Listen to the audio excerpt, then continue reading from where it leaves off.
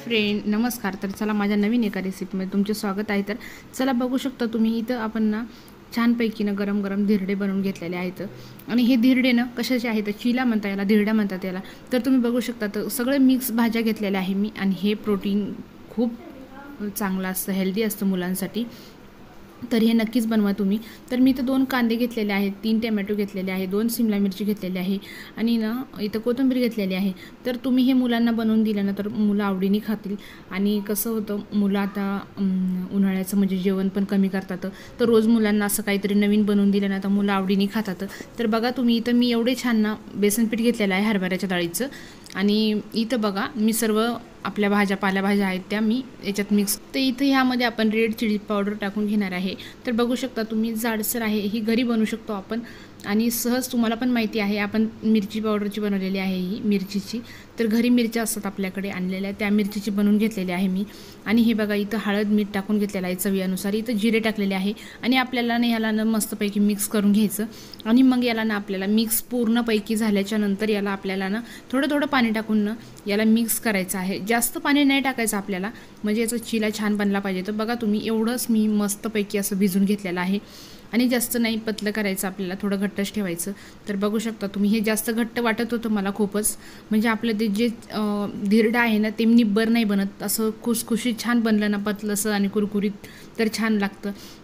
तुम्ही बघू शकता मी इथं गॅसवरती तवा ठेवलेला होता, तवा गरम झालेला होता। आणि आपलं मिश्रण जे आहे ते मस्त तयार झालेलं होतं। तर ते मिश्रण ना मी तव्यावरती टाकून घेतलेलं आहे।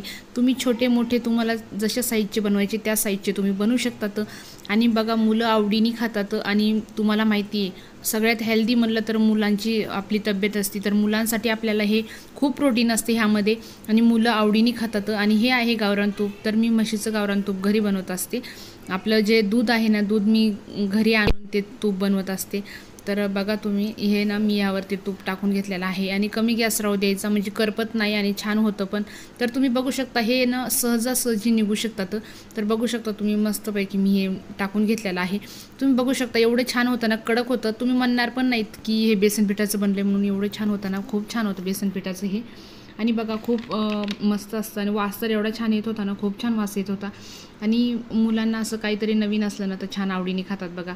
आणि माझी मुलगी आहे ना, तिला सुरुवातीला मी तुम्हाला दाखवलं पण व्हिडिओमध्ये तिला यायला लाज वाटते म्हणून ती आलेली नव्हती व्हिडिओमध्ये।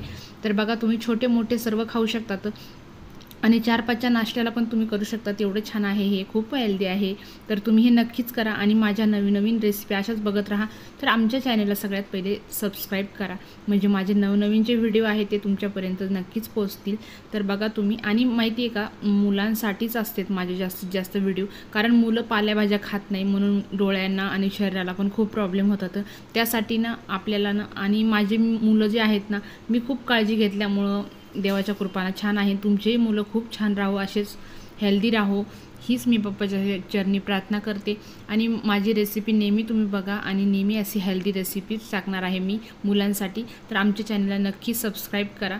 तर बघा तुम्ही मी इथं छानपैकी ना तयार करून घेतलेलं होतं कडक, आणि तिला ना दम निघत नव्हता खाऊसर, पण मग मी तिला ना सॉस आणि हे दिलेलं आहे। तर तुम्ही बघू शकता तर मस्तपैकी ना झालेलं आहे।